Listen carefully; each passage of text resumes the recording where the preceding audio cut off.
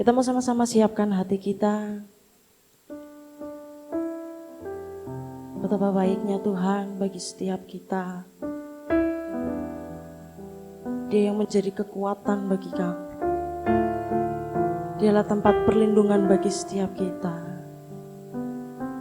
Kita mau naikkan satu pujian.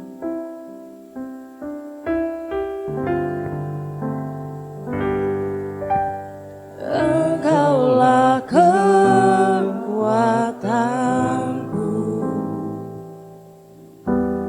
tempat perlindunganku, saat badai menerpa. Aku tak akan goyah, aku tak akan goyah, sebab Kau sertaku. Sebab sejauh langit dari bumi, sejauh langit dari bumi, begitu besarnya kasih-Mu. Penuhi hati kami yang rindu menyembah-Mu, Yesus. Sejauh langit dari bumi, begitu besarnya kasih-Mu. Kaulah Tuhan kekuatanku, sukacitaku. Kita mau sama-sama nyanyikan lagi, Kau Yesus kekuatan bagi setiap kami. Mari Bapak Ibu saya undang bangkit berdiri.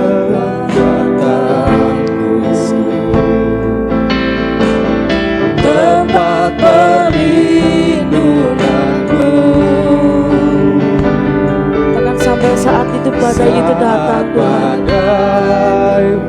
kami tidak akan goyah karena Engkau. Aku tak akan goyah,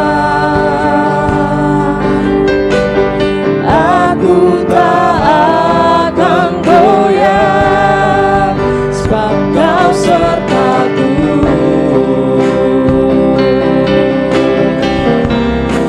Sejauh langit dari bumi, begitu besarnya kasih-Mu. Penuhi hati kami yang rindu menyembah-Mu, Yesus. Sejauh langit dari bumi, begitu besarnya kasih-Mu. Kaulah Tuhan kekuatanku, sukacitaku. Katakan sejauh langit dari bumi, begitupun kasih-Mu Yesus. Sejauh langit dari bumi, begitu besarnya kasih-Mu. Penuhi hati kami yang rindu menyembah-Mu, Yesus. Sejauh langit dari bumi,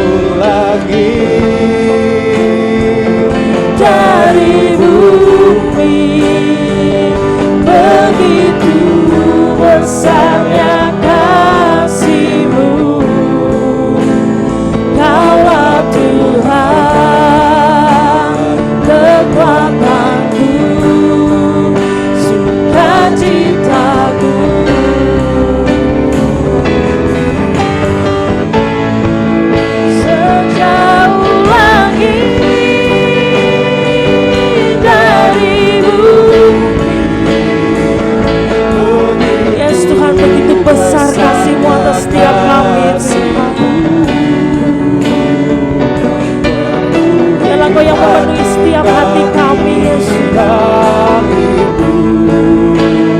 Menyembahmu, Yesus, sejauh langit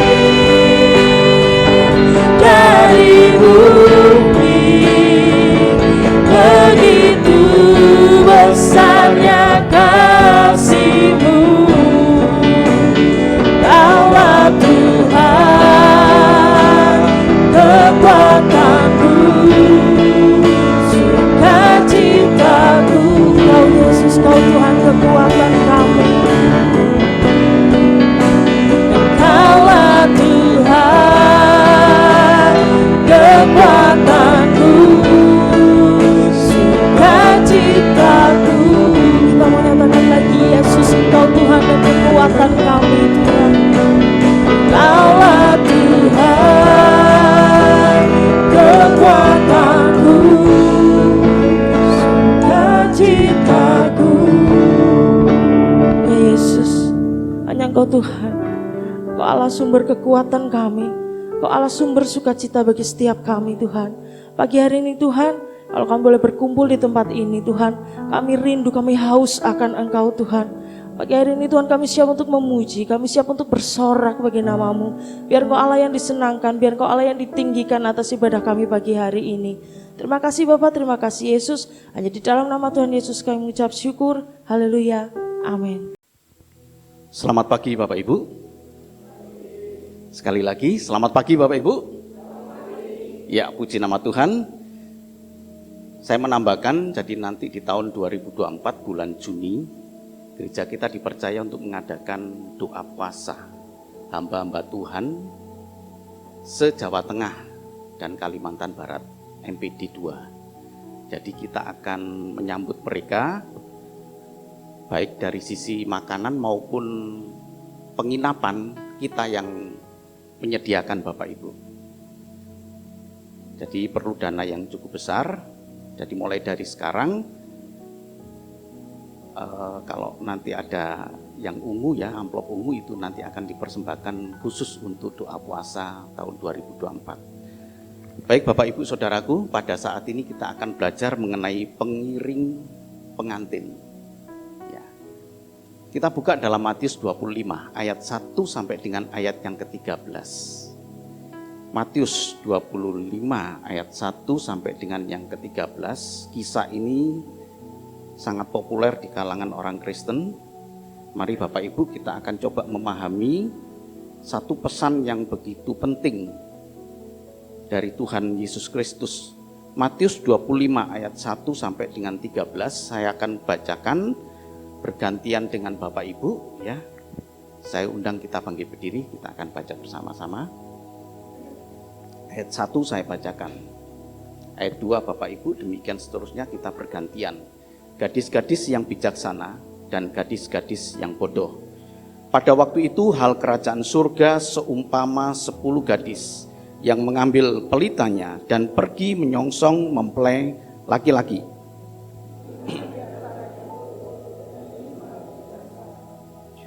Gadis-gadis yang bodoh itu membawa pelitanya tetapi tidak membawa minyak.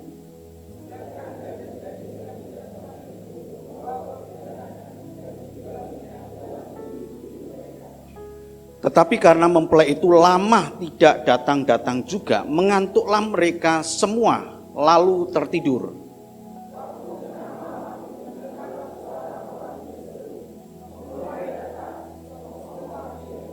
Gadis-gadis itu pun bangun semuanya lalu membereskan pelita mereka.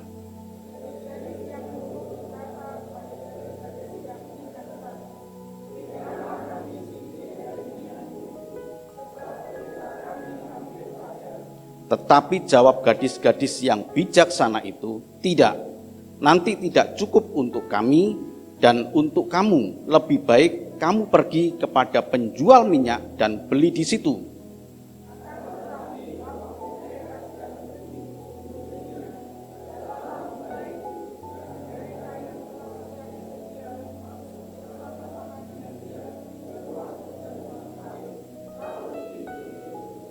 Kemudian datang juga gadis-gadis yang lain itu dan berkata, "Tuan, Tuan, bukakanlah kami pintu."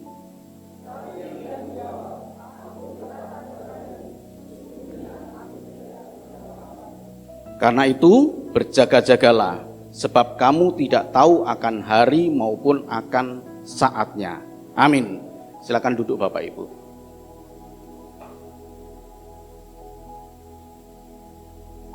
Injil Matius 25 adalah Injil yang berbicara, Matius 25 adalah pasal yang berbicara tentang penghakiman terakhir Bapak Ibu. Jadi perlu kita perhatikan seperti apa yang tadi saya katakan, ini adalah pesan yang begitu penting dari Tuhan Yesus karena menyangkut penghakiman terakhir. Jadi ada 3 peristiwa yang dicatat di dalam Injil Matius 25 ini. Yang pertama adalah tentang gadis bodoh dan gadis bijaksana. Dan yang kedua tentang talenta. Dan yang ketiga tentang kambing dan domba yang dipisahkan. Ya. Jadi ada 3 hal yang Tuhan mau sampaikan. Yang ketiganya adalah hal yang sama. Tentang kesiapan, tentang keseriusan kita di dalam menyambut kedatangan Kristus yang kedua kali. Siap sedia. Karena itu berjaga-jagalah, sebab kamu tidak tahu akan hari maupun akan saatnya. Nah Bapak Ibu, saya akan berbicara mengenai pengiring pengantin. Jadi ada pengiring pengantin, ada mempelai perempuan. Ya. Tapi kita belajar dari pengiring pengantin ini. Di dalam tradisi Yahudi, itu terdiri dari 2 tahap orang menikah itu.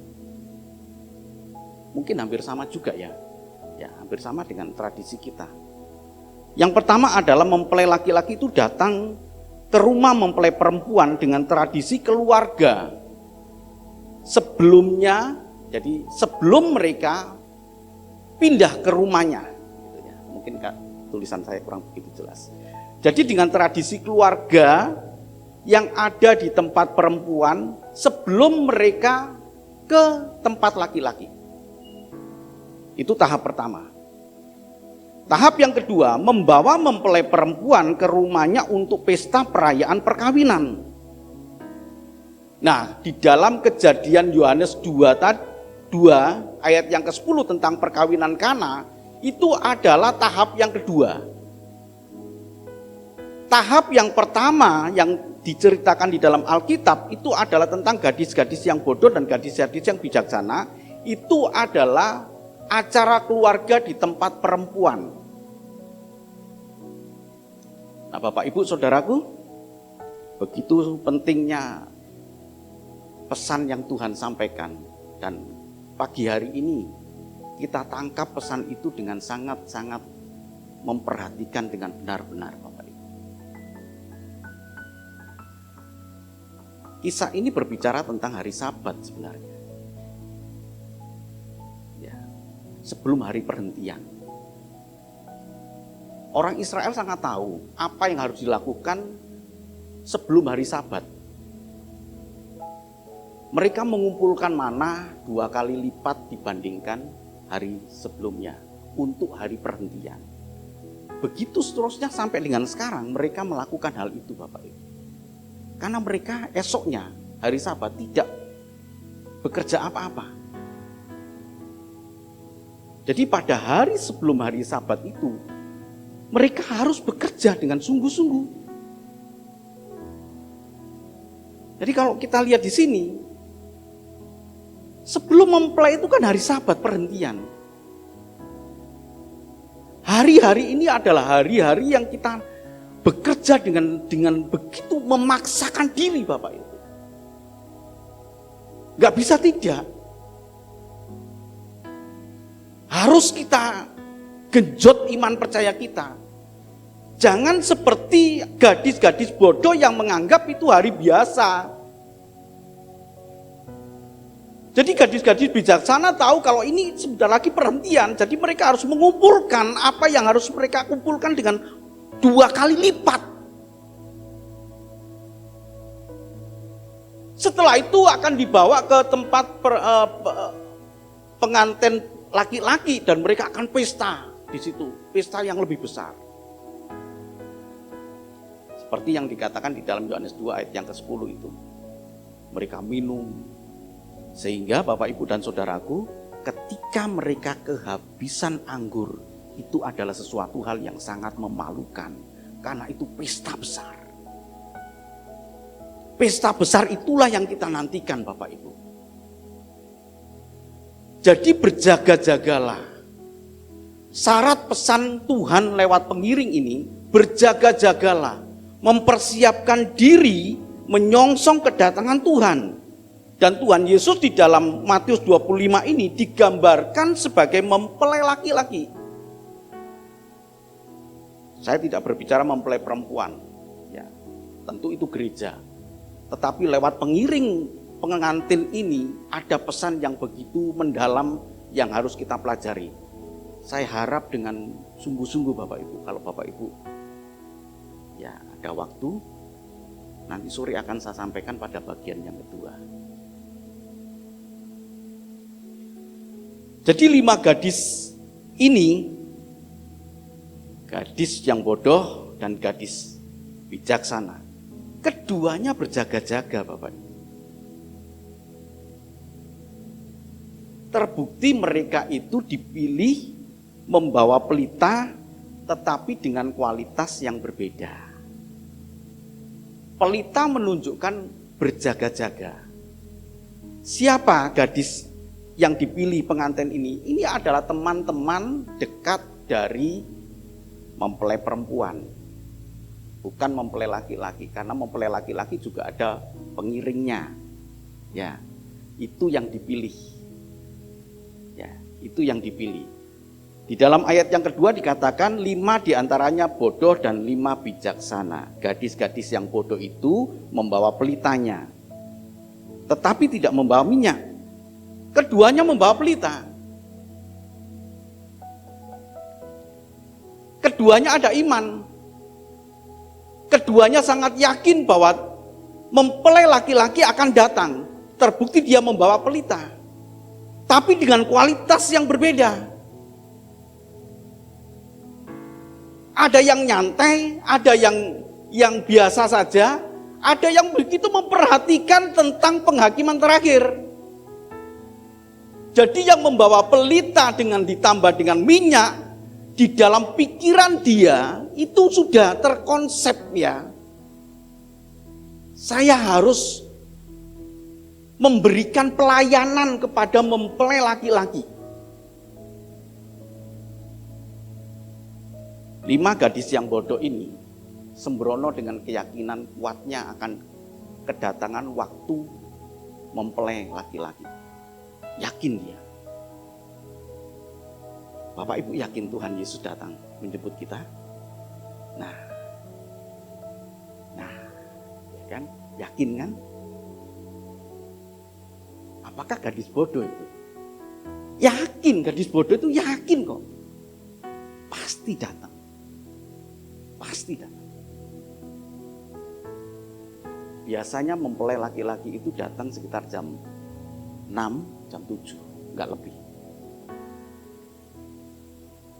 Dia yakin itu. Tetapi gadis bijaksana, keyakinan kuat akan kedatangan mempelai laki-laki, bukan soal waktu. Bisa membedakan Bapak Ibu. Yang satu itu kuat akan waktu kedatangan Tuhan. Sebentar lagi Tuhan datang. Ya. Tetapi gadis-gadis bijaksana itu sangat yakin tentang peristiwanya. Inilah yang membedakan dia. Mau datang jam 7, mau datang jam 12 malam, walaupun gak masuk di akal itu Bapak Ibu. Itu tidak masuk di logika. Betul, nanti saya akan sampaikan. Gadis yang bijaksana itu menembus hal yang mustahil, menembus suatu hal yang umum.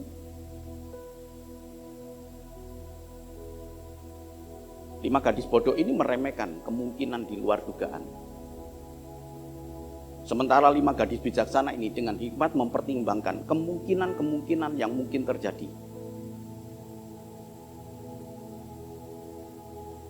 Mari Bapak Ibu Saudaraku, banyak kekejutan-kekejutan yang terjadi dalam hidup kita. Ya. Di dalam Kolose, coba kita lihat Bapak Ibu, saya tiba-tiba teringat satu ayat. Bagaimana kita harus berdiri dengan teguh, bagaimana kita harus mempersiapkan diri dengan begitu baik.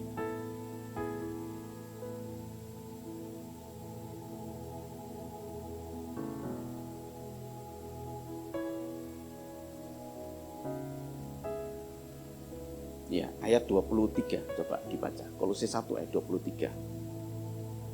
Kolose 1 ayat yang ke-23. Sebab itu, kamu harus bertekun dalam iman, tetap teguh dan tidak bergoncang, dan jangan mau digeser dari pengharapan Injil yang telah kamu dengar dan yang telah dikabarkan seluruh alam di bawah langit, dan yang aku ini Paulus telah menjadi pelayannya. Amin. Sebab itu kamu harus bertekun dalam iman. Bawa pelita. Bawa pelita Bapak Ibu. Tadi saya katakan kan, semua gadis bodoh, semua gadis bijaksana itu bawa pelita. Artinya punya keyakinan bahwa ada kedatangan Tuhan. Makanya mereka bawa pelita. Sama dengan ini, sebab itu kamu harus bertekun dalam iman. Kita membawa pelita. Tetapi masalahnya apakah kita tetap teguh? Apakah kita tidak tergoncang? Apakah kita tidak mau digeser dari pengharapan Injil? 3 bagian ini yang membuat kita ini berbeda dengan gadis yang bodoh. Teguh di dalam iman ini berbicara tentang ajaran sesat Bapak Ibu. Jadi kalau satu ya, teguh di dalam iman, itu kita ini kan tidak mudah terpengaruh oleh apapun Bapak Ibu. Di sekeliling kita ini banyak sekali hal-hal yang ajaib terjadi. Di luar kekristenan banyak keajaiban-keajaiban yang terjadi. Jadi jangan dikira bahwa keajaiban-keajaiban yang terjadi itu hanya di dalam kekristenan. Enggak Bapak Ibu. Tetapi kalau kita kemudian tidak teguh di dalam iman, kita mudah beralih. Ya. Wah, alam mereka dahsyat ya. Bayangkan kemudian kalau dilihat di YouTube, dilihat di medsos gitu ya, menunjukkan kehebatan Allah mereka. Dan kemudian kita bisa beralih itu. Wah, langit tiba-tiba ada tulisannya. Wah, pasti benar ini. Gak mungkin salah. Sementara orang Kristen sakit didoakan gak sembuh-sembuh. Kemudian kita melihat di sisi luar sana, bagaimana orang sakit kemudian didoakan dan kemudian berjalan sembuh. Mulai beralih karena tidak kuat, tidak teguh. Jadi keteguhan ini berbicara tentang kemantapan iman kita untuk tetap ada di dalam Kristus. Sekalipun dalam kesesakan, sekalipun dalam kesukaran. Yang kedua, tidak bergoncang. Ini berbicara tentang banyaknya kejadian, kekejutan-kekejutan yang terjadi dalam hidup kita, Bapak Ibu. Sebelum berangkat berdoa dalam nama Tuhan Yesus. Kecelakaan.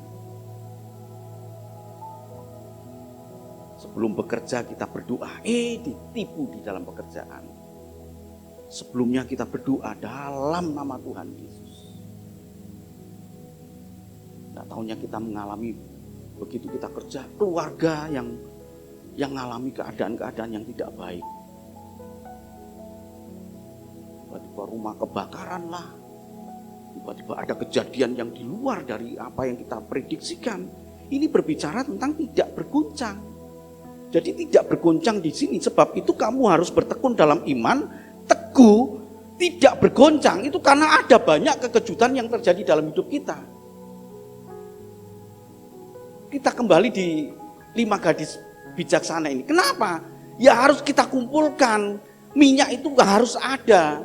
Bukan sekedar kita percaya akan kedatangan Tuhan. Kedua-duanya sangat percaya akan kedatangan Tuhan. Tapi kualitasnya yang berbeda. Nah Bapak Ibu Saudaraku, jangan mau digeser dari pengharapan akan Injil. Injil selalu berbicara kabar baik. Kabar baiknya adalah karena kita dipindahkan dari kegelapan menuju kepada terangnya yang ajaib. Itu kabar Injil, kabar baik. Bukan kabar baik karena saya diberkati Tuhan, bukan kabar baik karena semuanya dalam keadaan baik. Kabar baik bukan karena anak sekolah lancar dan lain sebagainya. Itu semua dialami oleh orang-orang yang semua orang juga mengalami demikian. Tapi Injil kabar baik itu karena kita dipindahkan dari kegelapan kepada terangnya yang ajaib. Jangan mau digeser.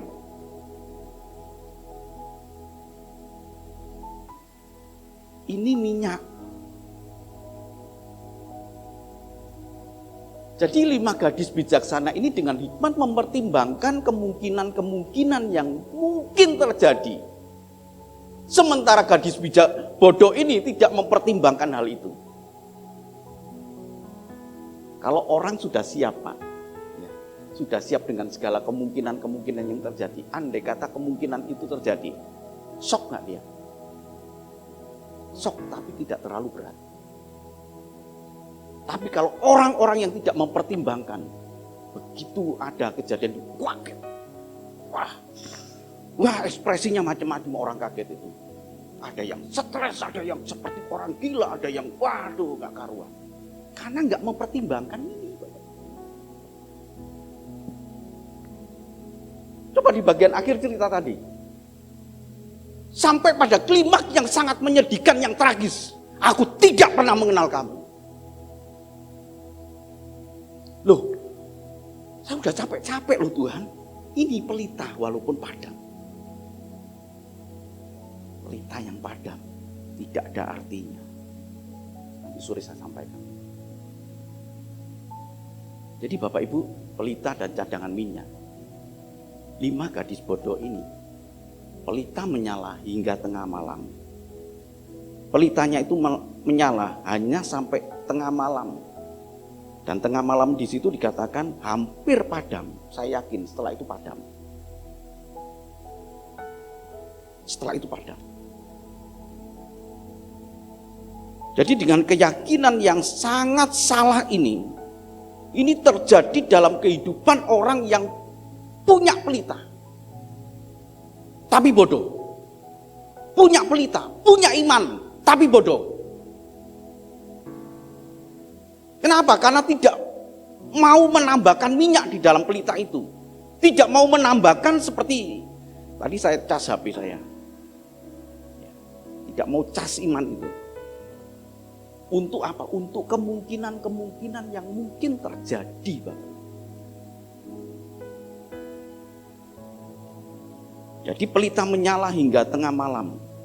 Sementara 5 gadis bijaksana lewat tengah malam. Sesuatu waktu yang tak umum terjadi.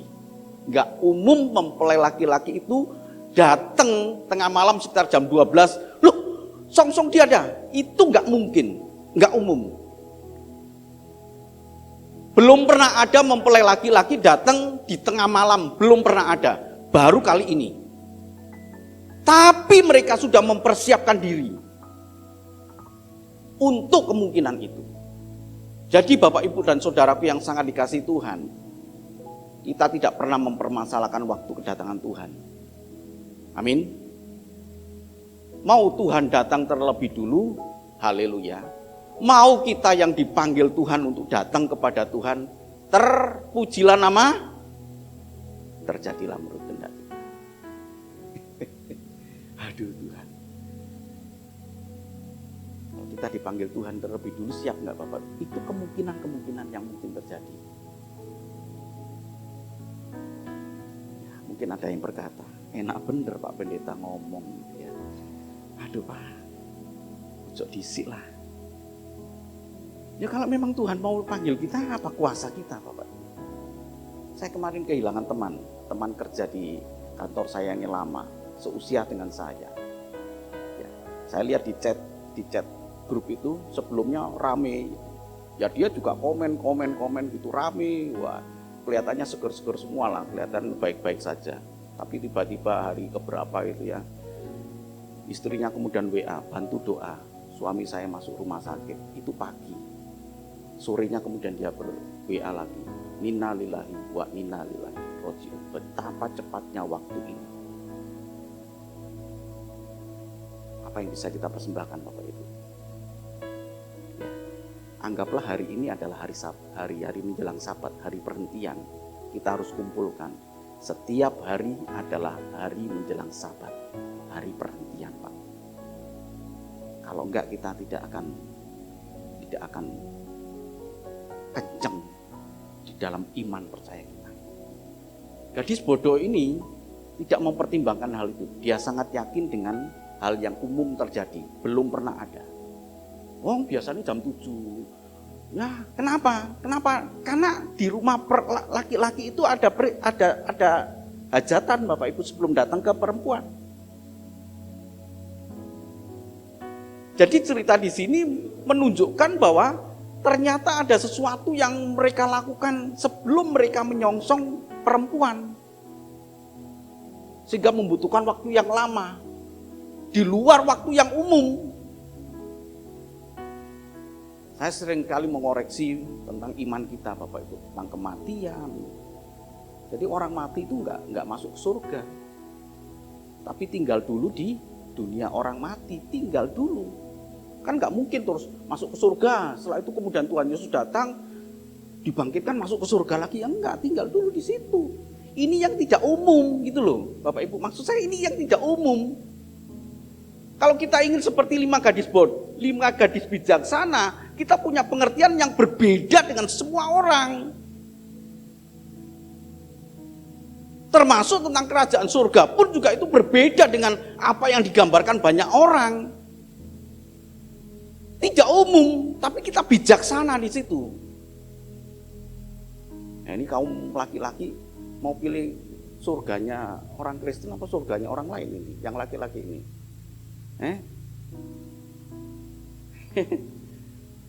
Pak Budi nanti 75 bidadari Pak Budi.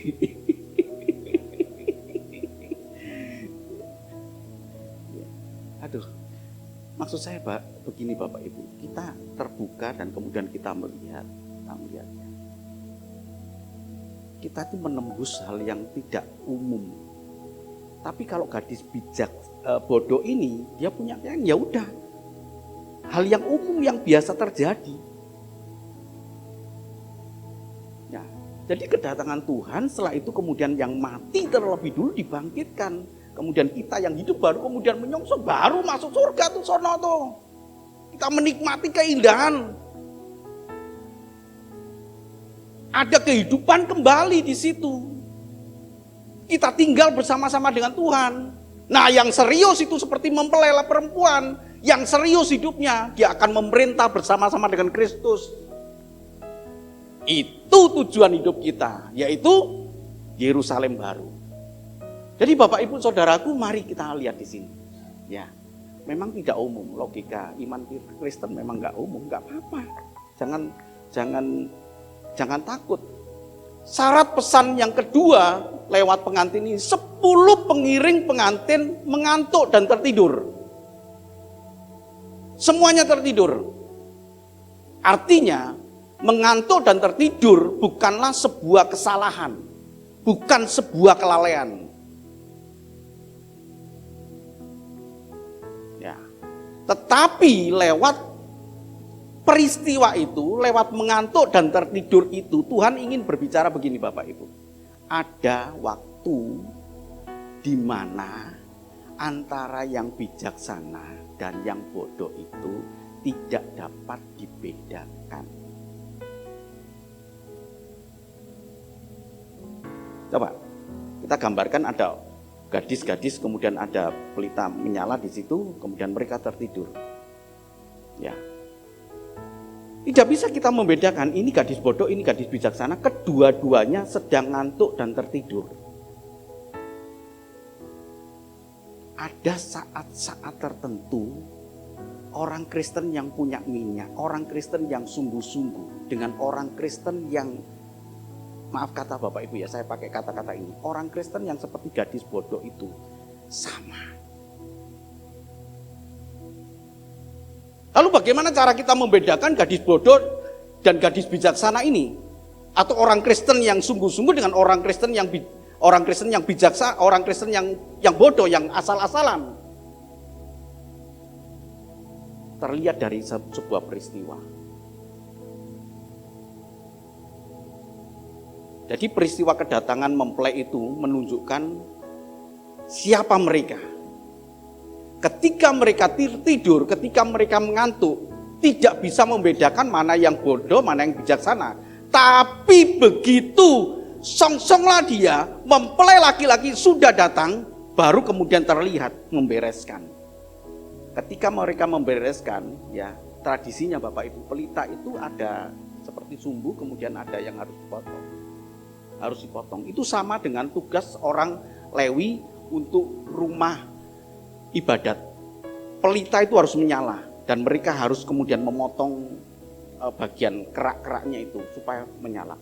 Ketika tahu mempelai datang, kemudian dia ambil dan kemudian dia potong supaya menyalanya itu lebih terang.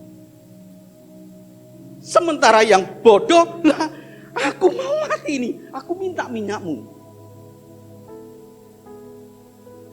Mulai terlihat di situ perbedaan antara yang bodoh dengan yang bijaksana. Mulai terlihat antara orang Kristen yang bijaksana dengan orang Kristen yang bodoh. Terlihat dari mana? Dari sebuah peristiwa yang terjadi dalam hidup dia yang memancing emosi dalam hidup seseorang.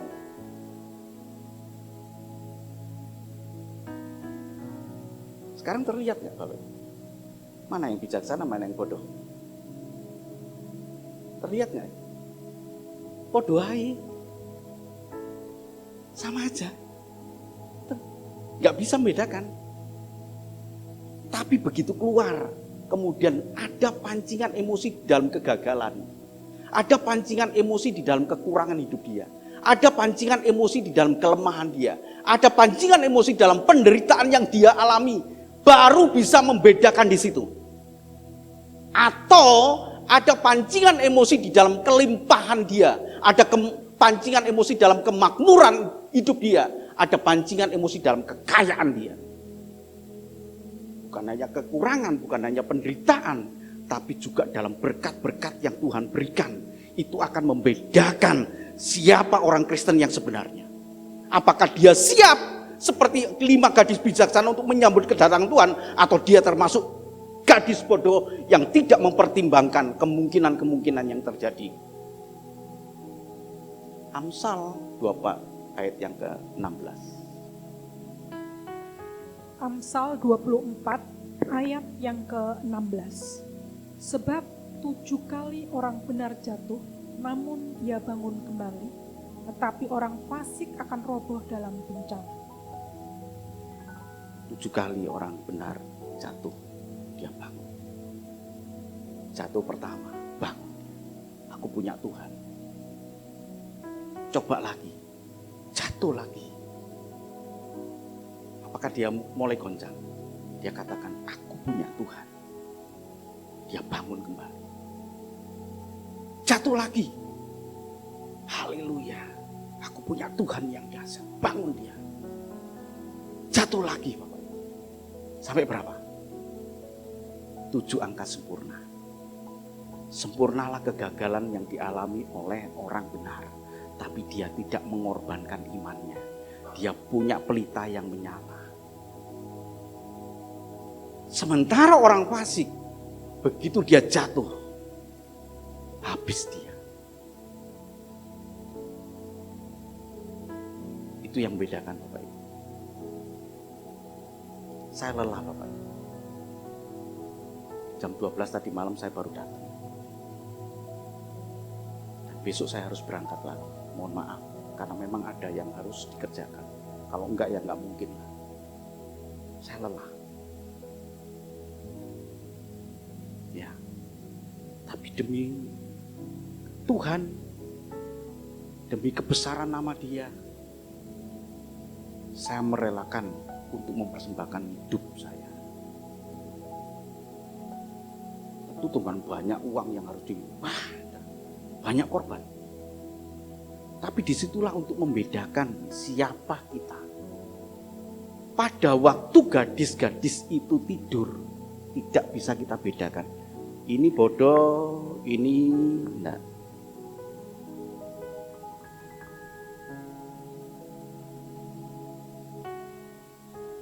Ada saat-saatnya kita tidak bisa dibedakan.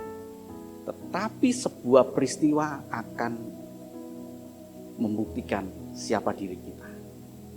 Peristiwa kedatangan Tuhan itulah yang kemudian membuktikan siapa gadis-gadis itu.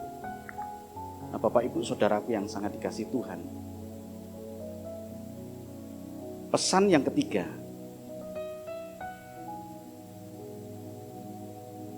10 pengiring pengantin itu mengantuk dan tertidur. 10 pengiring pengantin itu. Tetapi sebuah konsekuensi hukuman mereka harus terima. Mereka mengantuk, mereka lelah untuk menunggu. Tetapi gadis yang bijaksana itu kemudian berkata di sini, membereskan pelitanya. Membereskan pelitanya, artinya dia tetap siap sedia untuk menyambut kedatangan dari mempelai laki-laki ini. Sebuah konsekuensi hukuman yang harus diterima oleh pengiring pengantin yang bukan yang tertidur sama saja Bapak Ibu. Jadi nggak ada hukuman bagi orang yang tertidur dan mengantuk, nggak ada hukuman, sebab itu bukan sebuah kesalahan. Itu hanya menunjukkan bahwa ada satu waktu di mana kita tidak bisa dibedakan antara orang Kristen yang sungguh-sungguh dengan orang Kristen yang abal-abal. Tapi sebuah konsekuensi hukuman ini Bapak Ibu. Mari coba kita lihat di dalam ayat yang ke-12. Ya, ayat 11 dikatakan, kemudian datang juga gadis-gadis yang lain itu dan berkata, Tuan, Tuan, bukakanlah kami pintu.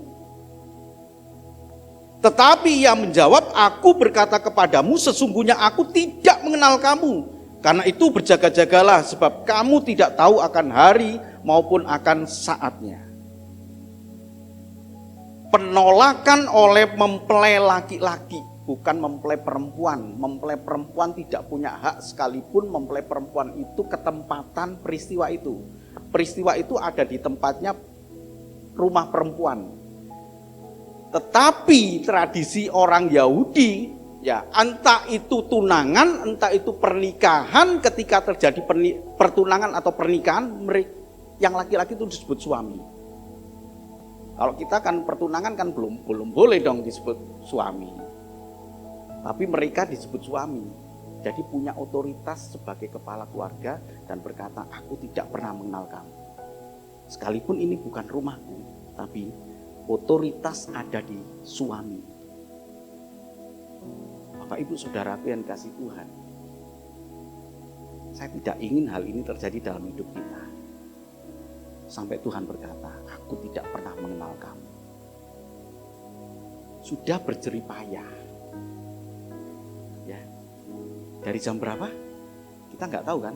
Bagaimana dia mempersiapkan diri, kedua gadis itu, ya, tunggu itu. Wah, jam 7 biasanya datang loh. Bentar lagi, tunggu. Mereka berjerih payah, semuanya berjerih payah Bapak Ibu. Terus tunggu. Sampai akhirnya kemudian mereka lelah. Dan kemudian mengantuk. Nggak tahu kita jam berapa. Bisa jam 10 ya.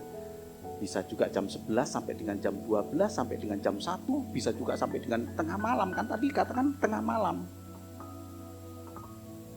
Artinya apa Bapak Ibu? Jerih payah mereka gak diperhitungkan Tuhan. Kita mungkin lelah mengikut Tuhan, tapi di akhir dari kehidupan kita itulah yang menentukan apakah kita dikenal oleh Tuhan atau tidak. Berjaga-jagalah, sebab kamu tidak tahu akan hari maupun akan saatnya. ada satu konsekuensi hukuman. Bagi yang bodoh ada satu konsekuensi hukuman, tetapi bagi yang bijaksana ada satu konsekuensi apresiasi. Ada penghargaan. Mereka kemudian bersama-sama dengan keluarga di situ menikmati pesta yang bukan sebenarnya loh Bapak Ibu, itu bukan pesta yang sebenarnya. Pesta yang sebenarnya ada di mana? Ketika diboyong, yang perempuan itu diboyong ke tempatnya laki-laki, baru kemudian itu pesta besar. Persiapkan hati kita, berjaga-jagalah. Kita tidak tahu kapan waktunya, tapi bersedia, siap-siaplah kita untuk berjaga-jaga menyambut kedatangan Tuhan. Tuhan memberkati. Amin.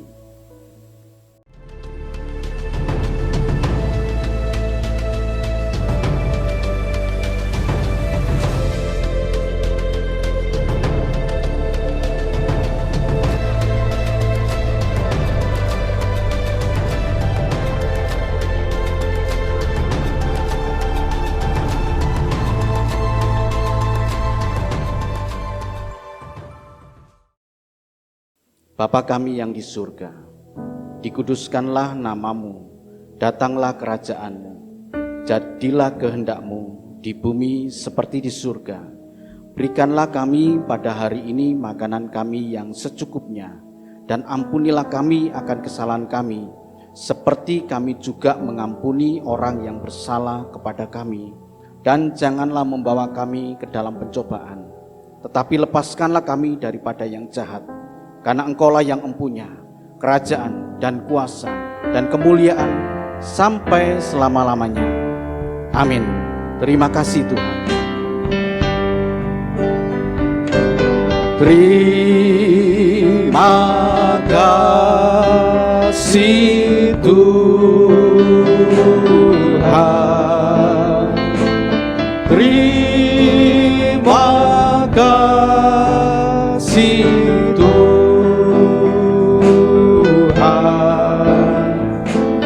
dalam nama Yesus.